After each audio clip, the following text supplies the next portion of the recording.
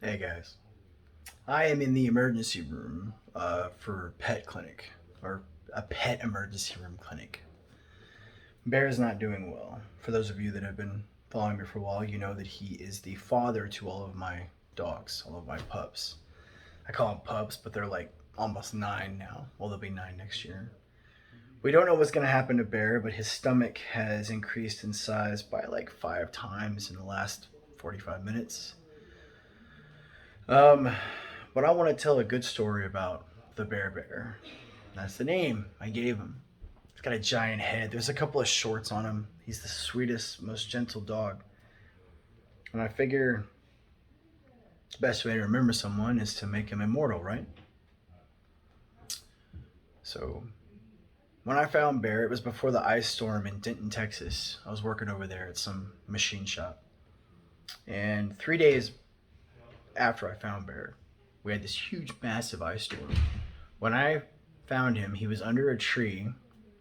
He was covered in tar. I don't know how he got covered in tar. He had somehow been wrapped in barbed wire. He had the barbed wire marks all around him. Someone had shot him. Looked like it was a 22 that went through his hip. He always had hip problems afterwards. And someone had hit him with a car. That's when I found him. Tough old dog, right? He's got a big old head, kind of like a Rottweiler in a way. He's like 6 different breeds. Great mutt. And then when I got him, he had heartworms. So we had to get him treated for heartworms. And he was always obsessed with Valkyrie. Valkyrie was the female that gave birth to all of my pups. You know, if dogs have love, they loved each other.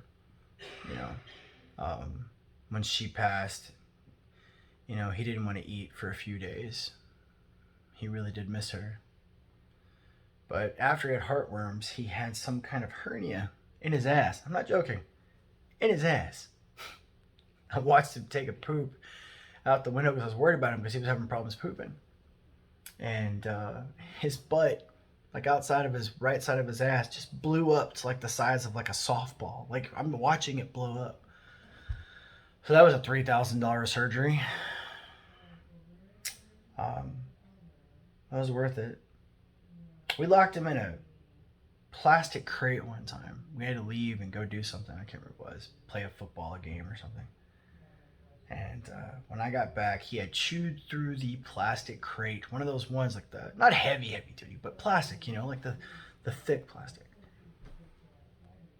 Chewed through it. He was just sitting there waiting on me. Blood all over the floor, mixed with plastic and poop and pee. This was like the first couple of months I had him. He was a great dog. And usually, whenever the stomach swells up like this, that means the stomach is turning or they have something. And he's old, so they can't really perform surgery on him. He would die from the procedure. But I just wanted you guys to know that he was a great dog. A good dog. I call him the Bear Bear. I know, silly name. But still a great dog. Very gentle, very kind. And he gave me 5 good pups.